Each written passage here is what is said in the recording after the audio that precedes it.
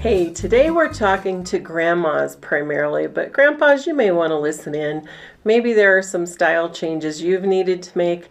I don't see that as much in my husband, but I most definitely, in my life as a grandma, see style changes that I've had to make as I've aged. So today we want to talk about finding your style as a grandma. And basically, I have a list of questions for you to ask yourself. All of us will vary in our style choices over the course of our life, depending on, what kind of work we do, where we live, our culture. But there are some things that we can kind of examine to see what changes we need to make or might need to make as we age. So let's go through some questions. First one, how does hair color affect your style now? For years, women were dyeing their hair, and there are still plenty who do, but more and more the trend has been to just let your hair gray naturally. And that's the path I've chosen. I just frankly didn't want to spend the time trying to keep up with it. I had auburn hair as a young woman, the reddish, auburn hair, and matching that hair color is hard to do. My hair color in its natural state had so many different colors in it that dyed hair would never quite look the same. And I just decided, I'm going to keep life simple. I'm going to go gray. And that's been okay for me. I like my gray hair. One of the things I've noticed is the texture's changed a lot, and that requires a lot more attention than it used to. But we'll talk about that more later in the month. But just one of the first level questions to ask as you consider your style as a grandma is, how does my hair color affect my style, the clothing colors that I can wear? My color choices have changed dramatically. Maybe yours have too, as your hair has turned gray. And then, of course, the style that you can wear changes as the texture of your hair changes. Do makeup changes affect my style now? As we get those nice little crease lines starting, we need to be a lot more careful with our makeup. We don't want to end up with creases of makeup color all over our face as our face gets wrinkly. That never looks good. And so there's some adjustments that have to be made, maybe in the colors that we wear, in the type of makeup that we wear. Powders, sometimes powders don't work well on older skin. There's just a lot of consideration there that goes into how we'll look overall when we're put together. And so we need to ask ourselves those questions, make the changes, and get some advice. I've had to, more than ever in my life, go to some makeup counters or talk to some hair experts and say, what do I do with this situation? It just, my hair and my skin don't act like they used to. How do I take care of them now? Be willing to do that. And then, am I still in the workplace?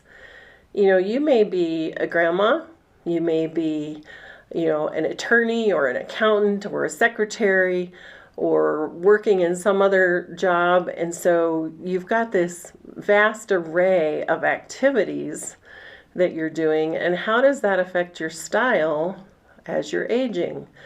I know comfort levels have changed for me. The comfort I demand from my clothing is different than it was when I was younger. When I was young, I didn't mind tripping around on 3-inch heels and pointy-toed shoes, and now the thought of putting those on is a no-go for me. And I know there are plenty of women who still do, but I just have hit a point where I decided, what? I'm old enough.